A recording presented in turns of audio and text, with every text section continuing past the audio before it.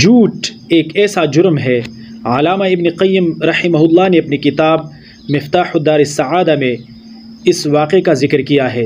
ایک دن علامہ ابن قیم ایک درخت کے نیچے بیٹھے ہوئے تھے کہ انہوں نے ایک چیونٹی کو دیکھا جو ایک ٹڈی کے پر کے پاس آئی اور اس کو اٹھا کر لے جانے کی کوشش کی مگر نہیں لے جا سکی۔ کئی بار کوشش کرنے کے بعد اپنے کیمپ یعنی بل کے طرف دوڑی۔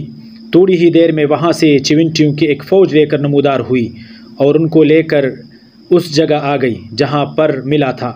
گویا وہ ان کو لے کر پر لے جانا چاہتی تھی۔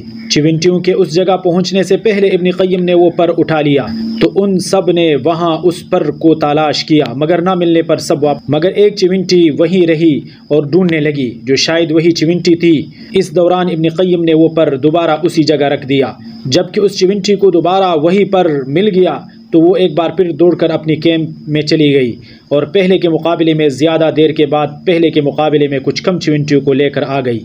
گویا زیادہ تر نے اس کی بات کا یقین نہیں کیا ہوگا۔ اس بار بھی جب وہ ان کو لے کر اس جگہ کے قریب پہنچی تو علامہ نے وہ پر پھر اٹھا لیا اور سب نے اس کو دوبارہ کافی دیر تک تلاش کیا مگر نہ ملنے پر سب واپس چلی گئیں اور حسب سابق ایک ہی چیونٹی وہاں اس پر کو ڈھونڈتی رہی۔ اس دوران علامہ نے ایک بار پھر وہی پر اسی جگہ رکھ دیا تو وہی چیونٹی نے اس کو ڈھونڈ لیا اور اپنے کیمپ کی طرف ایک بار پھر دوڑ کر گئی مگر اس بار کافی دیر کے بعد صرف 7 چیونٹیوں کو لے کر آئی۔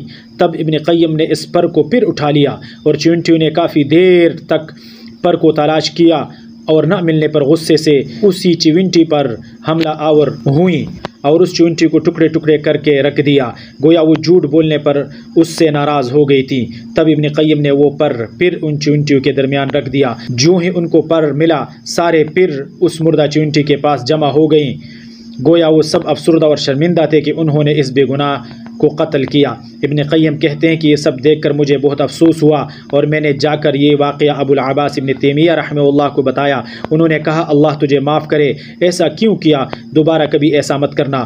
سبحان اللہ، جھوٹ سے نفرت فطرت کا حصہ ہے۔ کیڑے مکوڑے بھی جھوٹ سے نفرت کرتے ہیں اور قوم سے جھوٹ بولنے پر سزائے موت دیتے ہیں۔ ویڈیو دیکھنے کے لیے بہت بہت شکریہ۔ آپ لوگوں سے گزارش ہے کہ ہمارے اس یوٹیوب چینل کو سبسکرائب کرنا مت بھولیے گا۔ بہت شکریہ، اللہ حافظ۔